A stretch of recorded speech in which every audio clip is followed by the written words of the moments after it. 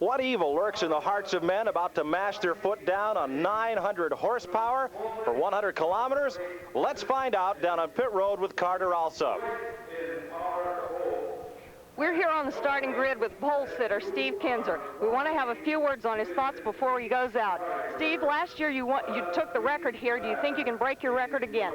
Well, I hope we can break it, and I just hope we come home with a first place finish and see you in the winner's circle. All right, Steve, go for it. Now we're going to talk with the outside pole sitter, the Black Bandit, Steve Smith. He made some last-minute changes before he came out on the starting grid, and I want to ask him, do you think you can catch Kinzer? We're going to give it a good try. All right, steal the lead, huh? Keep the shiny side up. That's the way it looks from the front row of the starting grid. There are two fellas that are talking with their right foot. Well, Mike, I'll tell you, this field is also a survival of the fittest. You know, well over 70 cars attempted to qualify for this race, and just, you can see one of the fans there very uptight and concerned about the dropping the green flag here. Well over 70 cars tried to make this field, and just to qualify for this race is quite a feather in the cap of any sprint car race driver. The cars are being pushed off, ready to fire, and we're about to begin the pace lap. So buckle your seatbelt, stay tuned.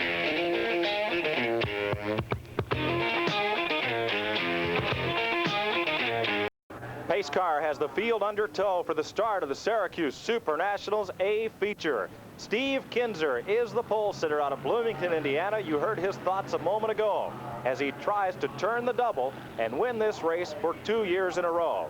On the outside pole, Steve Smith of New Oxford, Pennsylvania, driving his own car, number 66.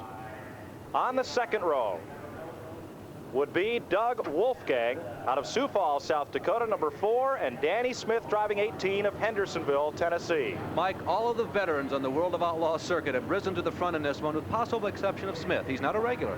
Third row, Jeff and Sammy Swindell, a brother act out of Memphis, Tennessee. Jeff in 55 and Sammy in 1N, the World of Outlaws point leader. In the fourth row, Kevin Collins of Nazareth, Pennsylvania, and Keith Kaufman, last year's pole sitter from Mifflintown, Pennsylvania. Kaufman is driving the Weichert Livestock car, one of the cars most famous out east. Row 5 is Kenny Jacobs in 46 from Holmesville, Ohio, and Jimmy Horton, modified driver in a sprint car out of Hamilton, New Jersey.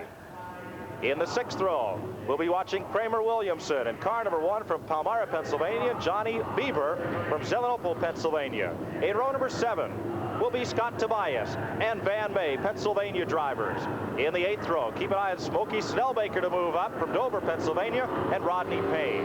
Row 9 is Brian Seidel along with the 8 ball of asphalt ace Jimmy Champagne. In row 10, Steve Yodick and Gary Kraut, both out of the Pennsylvania circuit. Row number 11, Jack Houtenscheld and Chris Criswell from Ohio and West Virginia, respectively. In row number 12, Bobby Weaver of York, Pennsylvania, and Barry Camp from Beavertown. Row 13 will be Ed Lynch, along with Jim Nace, both Pennsylvania drivers. In row 14, Dave Kelly from Magungie, Pennsylvania, and Lee Osborne Oz from Jamestown, Indiana. In the 15th row, Jack Crawford from Vestal, New York, George Ferguson out of Norristown, PA.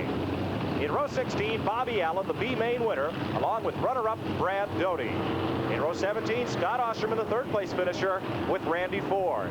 And back in row 18, driver who climbed way up in the field at that consolation event, Dave Wickham in number 80, along with modified star Dave Leckenby. The 19th row will be Fran Hogue, along with Paul Klein. And in row number 20, George Bishop and Jerry Mattis.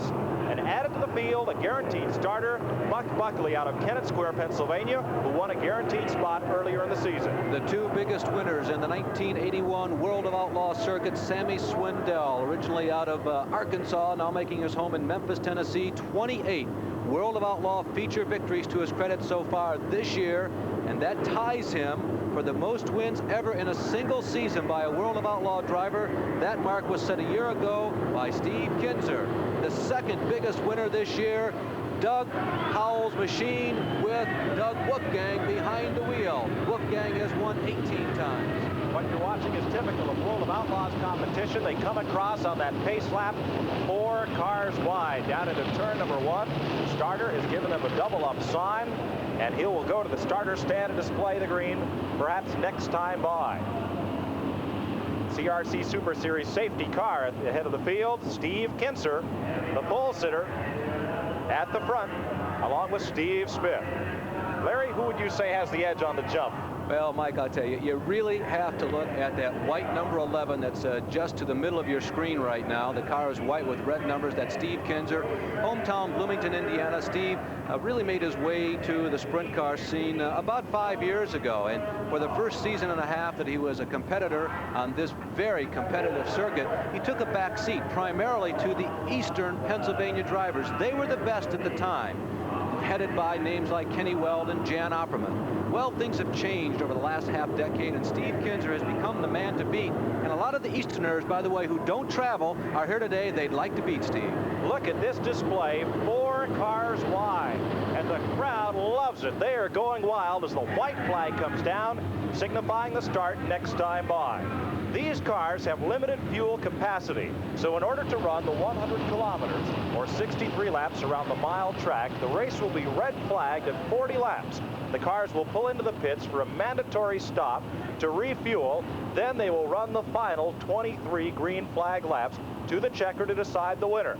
The leader at the fuel stop has no outcome on the decision of the race. It's merely a break to refuel these cars under safe conditions. And tire wear should not be a factor, although some of the top teams have made provisions whereby they'll be in a position to change rubber all the way around if they think it'll give them an advantage for the second half, or if you will, the second third of this race, the final 23 laps. Pace car has pulled to the infield, and down pit road, Steve Kinser in number 11 leads them down with Steve Smith, Indiana against Pennsylvania. Up out of turn number 4. Bring it out wide off the 4th corner toward the rail is Smith. He's high on the outside. On the brake, the green, Wolfgang way down to the inside from the 2nd row. He tries to steal the lead and gets cut off at the pass. Kinser on the brake out of turn 2. Well, Mike, Steve Kinser really put the hammer down going into turn number 1. Wolfgang had him beat, and Kinser said, no way, Jose. He went around the high side. There's no cushion there, but Kinser made one. He's going to lead lap number 1. It is Kinser and Wolfgang. Steve Smith in the 3rd spot as they power off the 4th corner and come around for lap 1. Kinser on the brake, 20 car length lead over Wolfgang. Smith rides in 3rd in the 4th spot. Car moving up, that is Jeff Swindell in 4th, and running in 5th, Danny Smith has the 5th spot as we watch Kinser really hustle down the back chute. Well, Mike, one of the things on the minds of Doug Wolfgang right now and Stevie Smith, and Wolfgang is moving in. Kinser slowed. Steve Kinser, our leader, is in mechanical problems. Kinser is headed for pit road. Smoke billows from that machine from the right header bank of Steve Kinser's car, and he heads for pit road. Doug Wolfgang inherits the lead in car number 4. Wolfgang had it down the straight on the opening green, couldn't hold it in turn 1, so it's Wolfgang in the lead. In 2nd, Steve Smith. Riding along in 3rd is Jeff Swindell. In the 4th spot is Danny Smith, and in 5th is Sammy Swindell. Well, Mike, one of the points I was going to make was that the drivers running 2nd, 3rd, and 4th, and there is Steve Kinser. He pulled immediately behind the pit wall, and his day is definitely over. The people running 2nd, 3rd, 4th, and 5th, all they want to do is keep the leaders in sight so that they are on the same lap with whomever is leading the race when we break after 40 laps, and also so that when the leader starts making his way through slower traffic, which will only take about 10 laps here on this 1-mile racetrack, they do not get too far behind. Carter also will be headed back to the garage area to try to get a word with Steve Kinser and find out what happened to that car. But Doug Wolfgang goes to the head of the field. He finished 10th here last year and brings 19 outlaw victories sprint car racing this year. Number 55, Jeff Swindell, one of the people running in the top 5 right now, is doing battle with, I believe that's his brother, Sammy Swindell. Jeff and Sammy, that's the younger brother right now that holds the edge. And here comes Sammy Swindell, West Memphis, Arkansas, the pride of, and Sammy, the leading winner on the World of Outlaw Trail, gets by his younger brother and sets sail for the leaders. Sammy shows him how it's done and goes by and will move up, further up, into the top 5, up into 3rd position, make that 4th spot.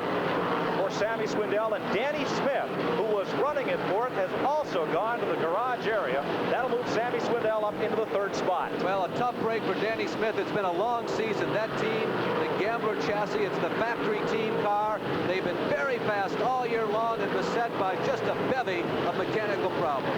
Doug Wolfgang, the leader here in the Syracuse Super Nationals. Wolfgang out at the head of the field. In second, Steve Smith. In third, Sammy Swindell. And in fourth is Jeff Swindell. There's the leader, number 4, Doug Wolfgang. Heavy race traffic. He's having a little trouble dispensing with 2 of the back markers, working his way around Jack Crawford there as he heads off into the corner. And now moving in on the Bischoff machine that qualified through the B main event. Mike, you get an idea of how lap traffic can really be a factor on this big racetrack. Wolfgang definitely lost 2 or 3 seconds. You see him swing that car way high out of the groove. He knows that as he loses time in lap traffic, that the people running second, third, fourth, and fifth start to gain ground on him. Starter is working the blue flag for him. That's the passing or move over flag for the slower cars. Doug Wolfgang works his way to the outside of traffic. Wolfgang out of Sioux Falls, South Dakota, the Doug Howells sprinter in command of the Syracuse Super Nationals. Takes it really high around some of the lap cars, and that's always a tricky part in any event as he goes around Chris Criswell and heads off into the corner. Kramer Williamson is out of the event. He's gone to the garage. He was 6th here at Syracuse last year and had 3 victories this season. Coming to Syracuse, he will not get number 4. They're trying to get him refired down on the pit road. Wolfgang continues to lead this race. Originally, he drove out of the Knoxville, Iowa area, the site of another very well-known racetrack. In this type of racing, we are caution on the racetrack. Into the wall, Van May in car number 69. The Shermer Cement Contractor sprinter, Van May, has hit the wall, and that brings out the caution for the first time in this first segment of the Syracuse Super Nationals. Well, Van May is one of the people who actually gave in to the lure, and you see Van a little stunned there as he sits in his race car, leaning his head back and trying to relax and recollect his thoughts.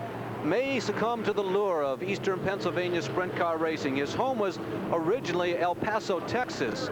And about 10-12 years ago, he and his brother Dub, yeah, not Doug, it's spelled D-U-B, Van and Dub May, changed their base of operations to the Eastern Pennsylvania area. And since that time, both of them have been regulars, putting an awful lot of miles at the Lincoln Speedway near Hanover, Pennsylvania. Van May is into the wall at the exit of turn number 4. He got way up high. You see how muddy it is there, just past his car. And Van is okay. They're talking with the corner personnel. They're going to push him off back to the pit area, but he gets up into that cushion, and it's like the marbles on asphalt. It's exactly where you don't want to be because there's no traction up there. Van May is okay. They're going to roll him back to the pit area, and the field is reforming, double file for a restart behind the safety car. Doug Wolfgang, the leader. After 10 laps on the board, Steve Kinzer, the defending champion, his car is parked back in the garage area. Looking at Steve Smith, the runner-up, Sammy Swindell, the white number 1 car, and to his right, the 55.